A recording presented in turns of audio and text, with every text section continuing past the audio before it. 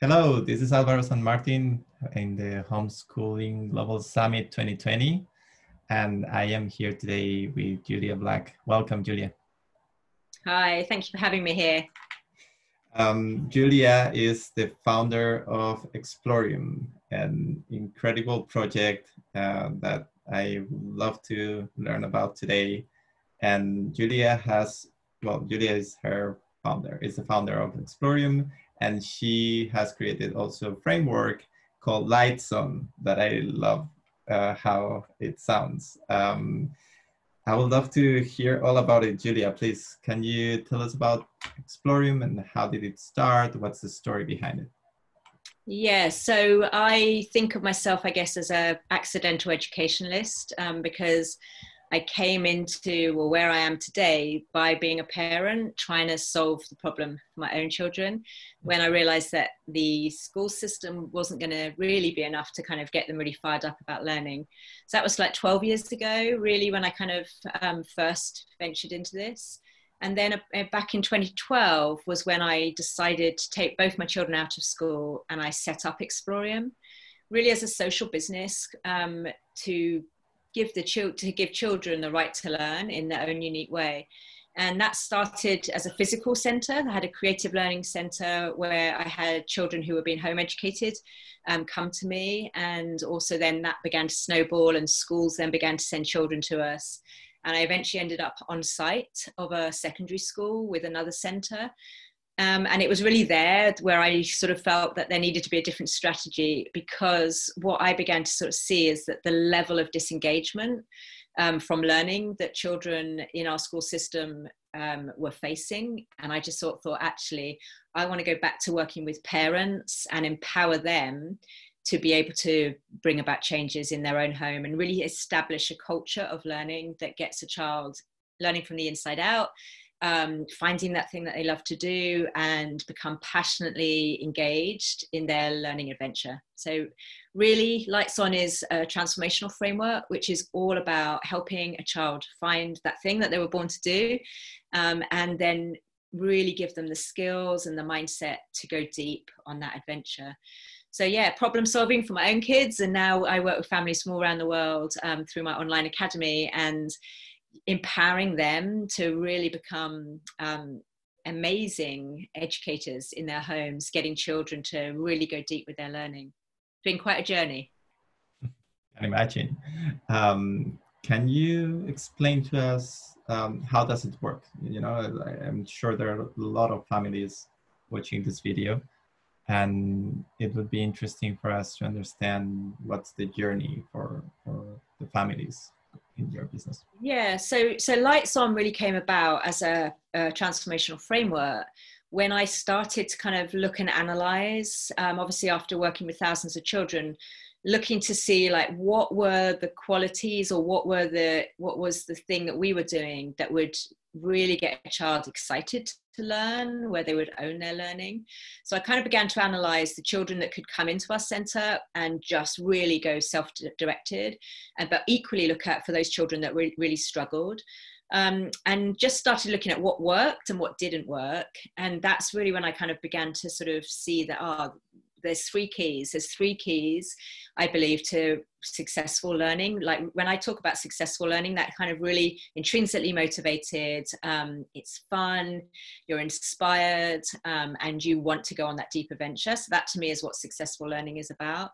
And those three keys are really passion, mindset, and time.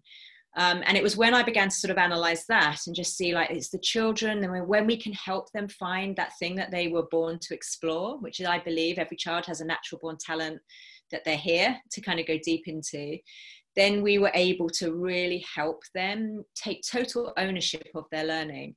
And then with passion in place, we could help them really develop a mindset that allowed them to go beyond their edges. Because one of the things I saw when working with lots of children was that there was this massive fear of failure, and there was this sort of resistance to getting things wrong, especially when we started working with the schools and we began to get the volume of children that we were kind of working with in groups. And surprisingly, that was with high achievers. They were the sort of almost the less brave learners. So I sort of really analysed that and came up with the framework Lights On to really be able to use those three keys: passion, mindset, and time, to be able to empower children to take 100% ownership of their learning. And to really give educators, whether they're parents or teachers, the opportunity to give each individual child the right to learn in their own unique way. Because that to me is what's really important. It's just like the world we live in now, more so than ever, I think we all see this. We want children to be authentically them. And what I saw when working with the schools was they weren't showing up authentically them. And even sometimes working with children who are being home educated. So for me, it's not necessarily where they learn. It's more important as like how they learn. Are they being empowered to be the best learner that they can be? Sorry, I was muted. I was thinking, I read something on your website that really, really caught my attention, that you're aiming for families transformations. Not just about the learner, that generally we tend to focus on the child of the children that are learning, but you're aiming more about the family, right? So I would love to hear and learn more about that. Yeah, so it's really the work we do is whole family transformation. And the reason that we're there is because when I worked with the adults, you know, as in terms of like mentors in my own center, I began to notice that, and even when we worked with the schools, and then obviously when we went online and started working with families, is that the adult in the mix was actually really crucial to where a child could take their learning. And I'm now I'm a trained neuro coach, so I actually help mums and help parents actually kind of bust through their own limiting beliefs. And once we can get an adult, whether they're a teacher or, you know, or a parent, to really kind of change their limiting beliefs into empowering beliefs, and to stop that narrative that goes on, which is I can't do this, I'm not good enough, you know, I'm going to fail. Once we can shift that in the adult, everything changes for the child around them. And so I kind of really sort of see it as like a glass ceiling that is above a child if the adults surrounding them are really not learners in the deepest sense as well. So again, remember, I'm going for like exponential learning. I've just seen what's possible with children at a really young age. Without hot housing, we actually slow learning down. And this is where it gets exciting. We slow learning down. We take away all the prescribed curriculum and we give them a brief. So we learn through projects. And every single time when we started working with families, there was just this limit on where the child could go based on, you know, how sort of strong the mindset of the parent working with them was. So when we began to sort of see that, and the parents in the mix, and they're mainly mothers who come in, but we do have some fathers and actually also some grandparents. When we began to sort of see that the parents were being amazing and owning and putting their hands up, so almost going, oh, I think I'm scared of failure. I think I'm a perfectionist. I haven't really tapped into my passions. When we began to sort of realize that actually, you know, within that sort of learning space for that particular child, there was the adult in the mix also had felt at some point along the line they had taken a back seat to learning. That was when we really kind of got some exciting transformations in the children owning their learning. So we work with the parents, but it really is about kind of helping those parents start to learn again and start to thrive again. And I think sometimes, you know, I work with a lot of home educating mums, and obviously I've been there myself. And, you know, often what can come up for them is that feeling of like, who am I to think that I can do this? Especially if school hasn't been working out for them and that they've come to home educating because, you know, school was failing their child, or their child wasn't thriving in school. There can sort of be this belief that like, who am I to think that I can do this? And then, you know, something might not go right, and that will just keep stacking that limiting belief. So when we can help and empower a parent to absolutely go, well, you are the best person to do this, because your motivation to get your child to, you know, really thrive and flourish and learn with their lights on, when you can commit to that, then anything becomes possible for that child in the mix. And that's when I feel like, right, that child then has that right to learn in their own unique way, which is slightly different to right to an education, which for me is now really just an access, right? I want to shift it towards, you know, every individual being able to learn authentically in the way that suits them best. I also love the term that you used, Lights On Academy. I think that's it's a wonderful name. I would like to get a little bit deeper on the methodology.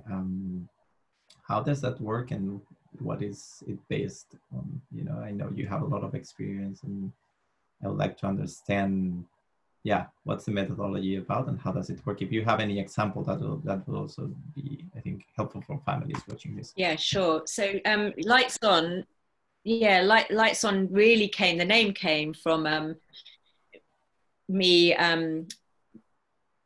yeah, the name came from me kind of sort of exploring, you know, the big vision for me is to get away with assessments and exams because I don't think they help anybody. So the name really came from a conversation that I was having with someone, and they said, well, how do you know, when they're learning? And I'm like, you just see it. You see it in their eyes. It's like their lights have come on. And he just said, well, there you go. Really simple. Lights on or lights off. And it was the simplicity of that, right? Because I'm all about making things simple. I think we've overcomplicated what education is, that really excited me because it can be that simple. If we look at Lights On and what it means, you know, you're hungry, you're motivated, you wake up every day, you want to explore something, you're totally intrinsically motivated, and you're owning your learning, then who doesn't want that for their child, right? And the equivalent of Lights Off, you're bored, you're apathetic, you can't really see the point. Why should you bother? You know, you really slump down into that sort of not taking action. Then we can begin to kind of use just the simplicity of that Lights On or Lights Off to look at the next steps for that child in terms of where they need to go with their learning. Because a child whose lights are off, well, they can't learn, okay? It's just like, if you are not owning your learning, then it's gonna feel like you as the parent in the mix are pulling them or pushing them, or you're going to be meeting resistance head on. And that is really difficult. So that's really where the kind of sort of concept of the name of Lights On came. But the thinking behind it and the neuroscience and project-based learning, that's all come from me. Obviously, the thousands of hours of hands-on practical experience of working with children of all, you know, neurodiversity and neurotypical, but also from looking at the sort of the best practice out there in the educational world. So I began to look, I was a governor for years when I was first working with my children's school, trying to make that a better place. And I was forever told, you know, Julia, you're not a teacher, you don't know, it's not how we do things. And I got to a point where I thought, actually, you know what, I'm not a teacher, but I am an entrepreneur, I'm a social entrepreneur, and that's going to be my advantage. So I just started looking as though there was a blank slate of, if we could design the best kind of educational setting, what bits should we keep that are out there? So I looked at project-based learning, and obviously looked to, you can't look at project-based learning without going to like High Tech High. You know, we've got School 21 now here in the UK, you know, Quest to Learn. I started looking at the most innovative kind of school models, and, you know, innovative sort of thinking, current thinking. And then obviously I started looking at neuroscience as well, because I kind of wanted to understand, like, well, what is learning when we take it down to a base level of, you know, what's happening in our brains. And when you start to look at learning as actually it's the building of neural networks, and neural networks build and get strengthened when we get things, try things over and over again, okay? When we get things wrong and we meet that resistance. So I did a lot of diving into neuroscience and brain science. I'm now a certified neurocoach, so I've actually used the power of my brain to up level, to experience like there must be something more than, you know, what I've got in terms of where my learning is, and to experience the power of that. And I think most of us probably go through our lives using, I don't know, 10% of our brain's potential. So it's really based on neuroscience, project-based learning, and real-world learning. The 4 C's, you know, the 21st century skills: communication, creativity, critical thinking, and collaboration. and yeah, mindset on a level of beyond fixed and growth mindset. That's almost like our base level entry. Have you got a fixed mindset or a growth mindset? And the wonderful work of Carol Dweck. But then also what happens when we really begin to be able to be empowered to hack our own brains, to dive deep into the passions. And that's when time, passion, mindset, and time becomes really important, because the younger we start really empowering our children to have passion-led, purpose-driven learning, then the longer they've got to explore that thing that they were born to explore. And so the framework itself is based on science and pedagogical practice that's out there, that then we put into practice and problem solved.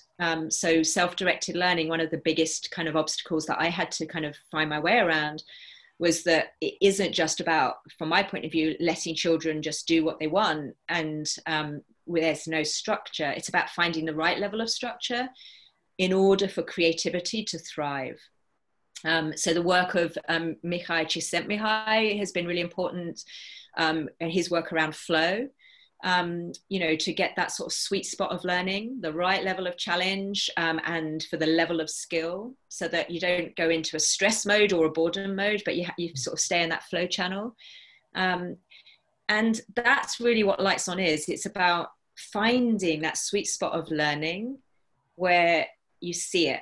You see it in the child, you see it in the adult around the child, and not being afraid of the moments when the lights go dim or you hit resistance, but actually using that resistance when you've stepped over your edge into outside of your comfort zone and your brain is telling you, step back, you know, stop this.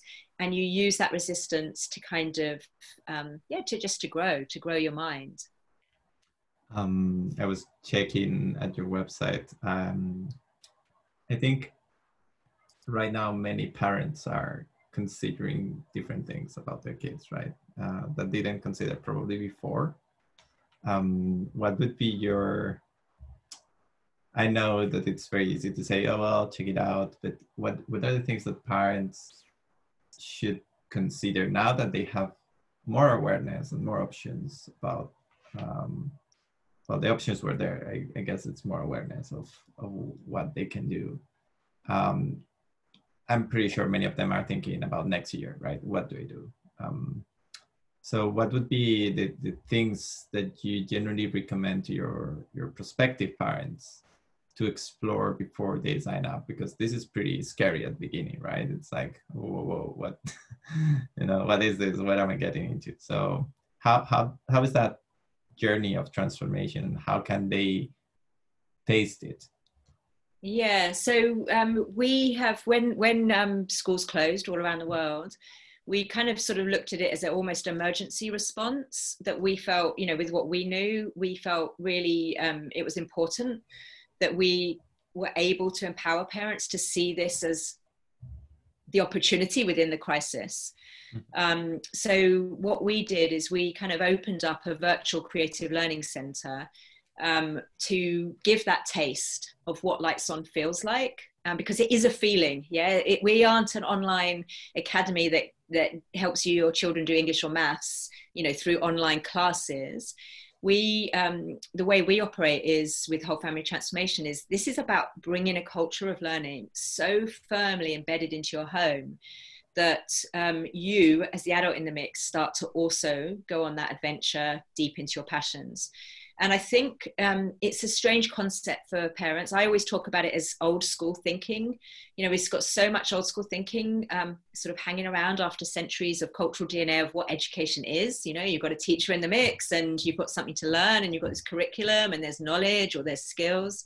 And we are really kind of looking to the future and kind of going, well, what's important is children develop that ability to learn, unlearn and relearn. As we've just seen, right? Our world has totally pivoted on an axis. It's just like everything we thought we knew about how we live has changed.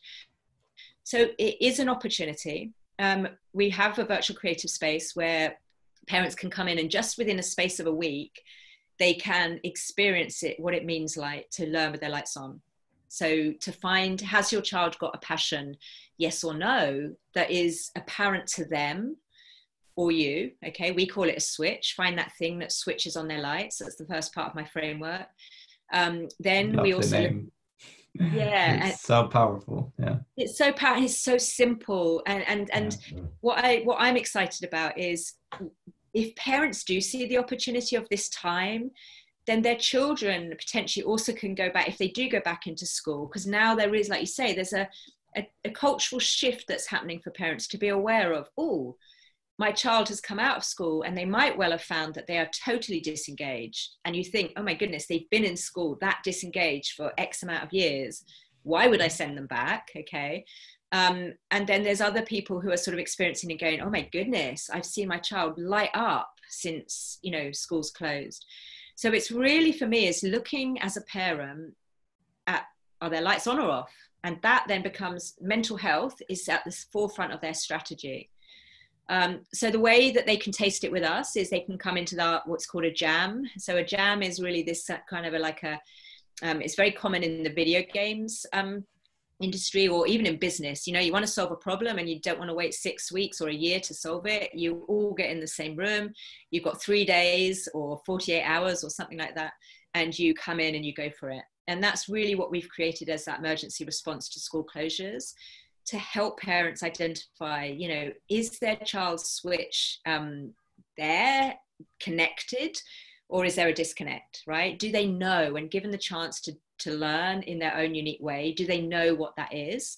Many children don't, they've lost that connection, okay? But equally, loads of children haven't even been asked. And so when they're given that opportunity, it just comes to the forefront. So that's really beautiful to see. And then obviously it's like, well, how, I talk about the internal neurocircuitry, how connected and strong is that? So when a child is maybe given a challenge, because we talk very openly about, you know, we are going to give you things that you're not going to be able to do. That's the whole point. You know, you're going to have to think creatively around it. You're going to have to think laterally, which is why it's always good for children with neurodiversity who can't necessarily think, you know, the logical necessarily answer. Their brains do go lateral or 3D or conceptual. How do you react? Do you run away from it and say, I'm not doing that? Or do you dive in and really try and problem solve and come up with a solution? And then the third element of that is then also giving creative briefs to see what a child chooses to do when they are given an open-ended brief, and how they choose to creatively express themselves. So all of that we give as a taster in jams in just 3 days. So you, even if you just got inside that, you would know so much about your children, and then you would experience, you know, the coaching and how it works. But the important thing that comes out of that, and this is the big game changer that I hope parents will really take away from this, is that if you can get your child tangibly learning, okay, so not consumption based, which a lot of online apps are, sit there, just take in the knowledge and then input, especially with AI apps, right? It's like, I'm here, I got the answer wrong, it will come back to you, and it's working with your brain, what you know and what you do know. But I would still see that as quite a consumption-based model. Yeah. It's very old school for me. What we are all about is turning the consumer into a creator. And so when a child starts creating tangibly, like it might be a film or an artwork or playing around with maths or engineering, right? And these are the switches that we began to see with thousands of children. It's like, oh, the engineers are always obvious. They'll just go straight to the Lego, or they want to take something apart, or they want to build something. The artists will probably sit there quietly and they'll just want to draw. You know, you've got the communicators who want to perform, or the athletes. So I began to notice that there were these categories of almost, different, well, we call them switches, different things that children would choose to learn through if they were given the opportunity. And when we began to sort of see that, then the projects gave that sense of freedom. So for example, I love telling stories. So if I was given a project, I would find the story within it to communicate. And I might do that. I used to be a filmmaker, so I might do it through film. I might do it through poetry or writing or something like that. You know, I don't know what your passion is, but you would come to that project in a different way.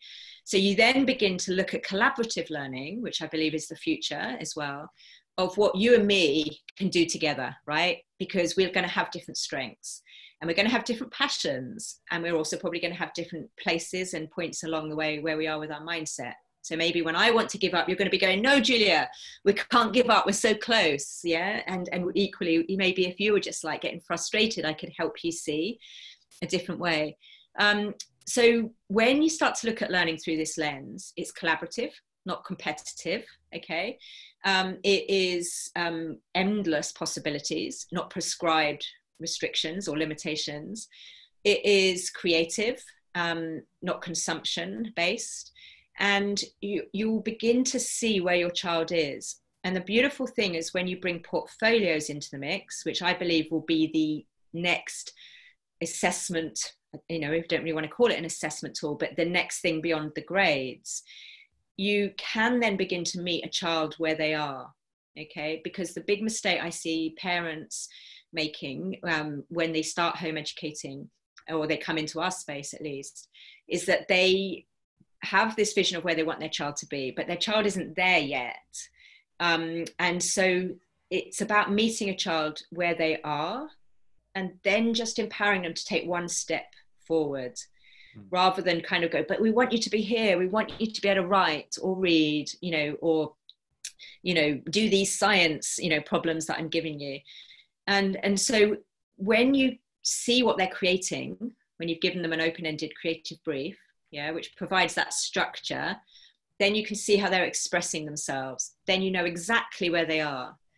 And then let's just give the example of, you know, writing, handwriting, because this is something that I have to do a lot of unpicking of old school thinking around with the parents that I work with.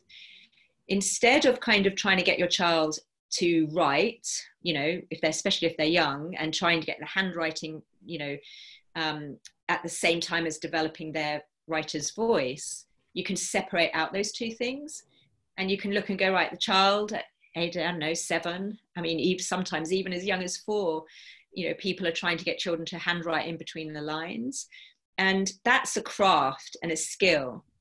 And if we combine that with a child's voice that they want to express as a writer, we are going to absolutely switch off their lights when it comes to writing. So one of the biggest things we used to do with children who would come to our centre, and still do with the families that I work with, is help them empower their children to really disconnect the power of writing from our hearts from the physical act of handwriting. But the tangible expression of, you know, of them writing could now take the form of a video, and you could look at the narrative and their understanding of it. Their writing could be a song that they've, you know, written. So it just really helps you kind of break free from that old school thinking, which is there's knowledge that you need to know, and then we need to test you to see if you know it. Does that make sense?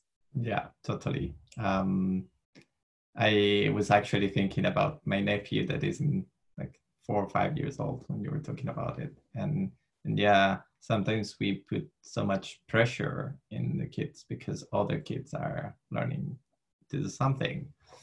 That, yeah, it kind of can become as that instrument that you end up hating because you have been forced to play on and on when you were not enjoying it. So yeah, I really, really understand what you're saying with that. I was also thinking about what's in your opinion, how many kids have roughly gone through this methodology so far? Is a number? I just want to. Yeah. Well, we've worked with thousands, obviously, when we had the school. And now we've got, at the moment, since we've been online working with families, we've got 90 at the moment in our academy, but we've also had hundreds of others that have come through at various stages. So yeah, I don't have a definite number, but as I say, we've worked thousands. I did work it out, but it was about 4 years ago. I worked out that we'd kind of had, you know, about 36,000 hours of kind of hands-on practical like learning with the various children that we had been kind of working with, because yeah, it was just sort of looking and seeing. But that was, as I say, that was when we were back working with schools, because we did end up working with about 15 schools, and they would send groups of children to us, you know, 15, sometimes 30 at a time. And then we based on the school side. The reason why I was going to that direction is because I'm sure that you have seen a lot of moments of transformation, right? And I think it's important to try to express or explain to people what are those key elements or those things that you have observed that are those transformational moments or those really important elements to be in place when you're educating your child, so they can have their lights on while they're learning. Yeah. So the person who's coming to mind for me is Ollie. So he was someone that I worked with, and he was 13 years old, and we were based on the school site, and he had 13 years, or he was in year 9, so he'd had 9 years of the education system, kind of saying that there was something wrong with his brain, that he couldn't learn, how other children seemed to learn, what was wrong with Ollie. And, obviously special educational needs, interventions and diagnosis and things like this. And, slow sensory processing, things. And I met him. So, and he was feeling rubbish about himself. Of course, you would be, right? If you are, like you say, you start off at 4 at school, excited to learn, and then suddenly you realize, like, everyone's saying, like, what's wrong with Ollie? And he said, like, the person that I want to be has never made it into school. Okay, so for me, authenticity is key. I want every child to be who they were born to be. So we started working with him, and within 5 minutes of me meeting him, using one of our tools, the Learning Carousel, which is inside our jams, one of the tools that we give parents, I knew straight away that Ollie was a visual learner, okay? And that actually he was born to create visually, because we had this animation station set up, and he just went straight over to it and started creating an animation like lots of the other children. I think that day we'd had like 200 children come through our center. We were giving everyone on site a taste of it. So all these children had come into the center and explored our Learning Carousel, which is sort of different stations of possible learning that they can do depending on their switch. And Ollie came in and started this animation. And it was just a really good animation. And what I mean by good animation was, when you've seen a lot of animations from children, just using an iPad and something, you get a really good sense of when someone's got an eye and when someone's telling a story. Okay, because many children will just pick up an iPad and do an animation, and it's just move it, right? But Ollie told a story in a short amount of time, and it was a really smooth animation. So there had been so much that he had been thinking about within just a few minutes. And I looked at this, and I started talking to him, said, okay, so you're clearly a visual learner. And he was like, am I? And so, well, yeah, it's really obvious. Look, you're expressing yourself in such a beautiful way here. And it was the first time that he had ever really heard anybody say anything positive about himself. So that's the starting point. It's so important that a child has somebody who can see that almost limitless potential. So that's what I saw in Ollie within just 5 minutes of meeting him. Then he sort of came to our after school sessions. And now, because I know he's a visual learner, I'm going to give him things where he can visually create, right? Because I want to see, okay, he's a visual learner. He told a good narrative in just a short space of time. He's clearly good with the technology. So let's give some briefs. And I sort of said, look, I remember giving him, I said, okay, why don't you do another animation? And this was now in a 2-hour slot. And he was like, well, I don't really know what to do. Okay, which is a common thing. Children and parents often interpret as that they don't want to do it. And I said, okay, well, shall I give you a brief? He said, yeah. And I said, do you want to choose something to animate with, or shall I just give you something to animate with? And he said, you just give me something. And so I said, well, I'll tell you what, on the table where he was, there was like a pot with some pens in it, some scissors, rubbers and rulers, right? I said, why don't you just animate that? And just left him to it. And again, it was just really exciting to sort of see that he did it. So now I know he's got a switch. I now know that he's creating tangibly through a strength, right? I now am looking at his mindset. So we've located the switch, that's the passion element, right? And the thing that he's naturally probably gifted in, because I believe we're all gifted in something naturally. And then we start to look at, right, the mindset. And I began to give him, as he came, over the weeks, more and more challenges to do. And he then began to he brought his camera in to show me his photography, that he hadn't wanted to show me before, because he hoped he was really good at it, but he wasn't brave enough to believe he was. And he was really good. And again, he had this eye, he captured this. So I'm now working on his mindset, and I want to know, how brave is he? Will he accept critique? Okay, so we use draft critique to order to really empower a child to develop their mindset and to go deeper, and move that one step forward at a time. So I asked him, I said, look, I've got a really good friend who's this amazing photographer. That's what he does, right, for his living. He's a photographer, artist. Would you be open to doing an interview with him and sending in one of your photos to receive critique? And Ollie, I was really surprised, because he was just like, yes, he so wanted it. And to do that, obviously he had to write, which Ollie just never used to write, right? Because his brain didn't work in that way, but he did. He sat down there, he wrote this interview and the email, and he got this interview from Barry. But also, more importantly, he had to be brave enough to put the thing that he, had created in front of somebody who knew what they were talking about.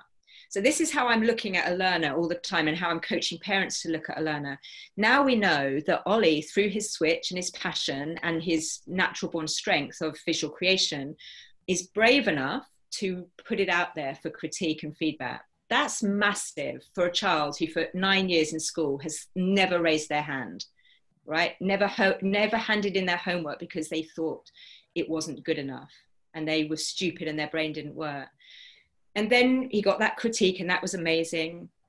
And then I began to take the conversation around mindset further, because he began opening up and saying to me that I tend to love these things and I go all in, and then I stop, and then I pick up another fad, right? There'll be loads of parents watching this probably. You see their children go all in on something and then stop, go all in on another thing and then stop. And so I just asked Ollie a simple question. I said, okay, he says, I get bored of it. And I said, okay, Ollie, do you get bored of it? Or do you think there's an element that you get to a certain point and then to go further, it just gets a little bit harder? And a simple question like that. And he just said, I think it gets harder and I give up. So now we know that Ollie is brave up to a certain point, and then when he hits an edge, he gives up. Okay. So all of this, using the framework, is crucial information to grow a learner. And all we're doing with him at this point is creative animations, photography, giving him some real world critique, and the conversations. And what's so lovely about Ollie's story is this was a child who, and I've got his interview that maybe, I don't know if we could potentially share that on your site, but, he talks about how he just felt his brain didn't work, how he was stupid. And that year, he had the best school report ever. And we didn't once work with him academically. We didn't once sit him down and go, right, how are you going to read and write? Okay. And what was amazing, we got the head teacher's interview as well. What she said is she was really sad that they hadn't been able to see what we saw in Ollie, but thank goodness we had seen it. And more importantly, thank goodness Ollie had seen it. Because now here he was engaging. His English teacher said, Ollie's now just like, he's talking in the classroom. The head teacher was saying, he's looking me in the eye. And he actually went up to her and said, can I be the school photographer? And the big thing, just to wrap this up, was what he said when his mum asked, like, what was it really that Explorium did for you? Because she was confused now. It's like, I've got a different son. And he said, they just gave me something that I was proud of to put my name to. And that is as simple as it gets. That's lights on. And if we give that, it's so powerful. I love that story. I think that's very powerful. Congratulations. It's definitely something I would love to learn more about. I didn't want to interrupt you while you were telling that story. Definitely, you're a very good storyteller. And I would like to wrap up this conversation asking you about the future, right? What do you envision for Explorium? And I'm gonna combine it with what's the next thing that you have in your kind of the next thing you would like to check mark? Yeah. So yeah, those two questions to wrap up this beautiful interview. Yeah, for me, I have got my sights on a change in legislation. I am a strong believer that education needs to evolve. I don't believe we need a revolution. I think we need an evolution. And I think by pushing for legislative changes and just updating it really, if we can get carved in stone as a human right, a basic human right, every individual child deserves and should have the basic human right to learn in their own unique way, then everything changes. Everything changes in how we deliver education in our schools, how we potentially even deliver education within our homes, because our focus is on fulfilling that right. And the reason I really feel strongly about that, and I'm excited about pushing for those changes and our families being part of that movement that are going to show, look at what happens, right, when we learn with our lights on, is that, to me, mental health and education have got separate. And I don't believe they can be separate. I just believe that mental health has to be at the forefront of any educational strategy. And when we bring the right to learn in their own unique way, right to the heart of it, then we have to just ask a simple question. How many of our children in our family have got their lights on or off? How many in our school? How many even in our country have got their lights on or off? And that becomes a real drive for change. And a commitment, more importantly, to change. So that's kind of what I've got my sights in. I'm now really excited that it is bigger than me now. Explorium, for a long time, I've had to push through my own, mindset to just keep going with it. And it's now bigger than me. We've got these incredible families who are doing what I did for Ollie for their own children. And it's that kind of growing evidence that I hope one day we can just get in front of policy makers and change makers and just go, right, this has to change. And then we can get rid of assessments and exams, and we can bring in the portfolio and get children learning from the inside out. And that, to me, is kind of where I'm heading. I've got a goal of meeting 10 million families and having 10 million families use Lights On by 2025. And yeah, it's exciting to sort of think that is so possible now, with more and more families having seen their children as a learner, who possibly never would have got to think in this way before. Wow, 10 million families. Wishing you the best of luck in that beautiful target. I definitely leave this interview looking forward to knowing more, to pay you a visit and understand more about your method, because definitely it looks like you're transforming children's lives. So congratulations, and thank you for sharing it with us at the summit. Thank you very much for having me.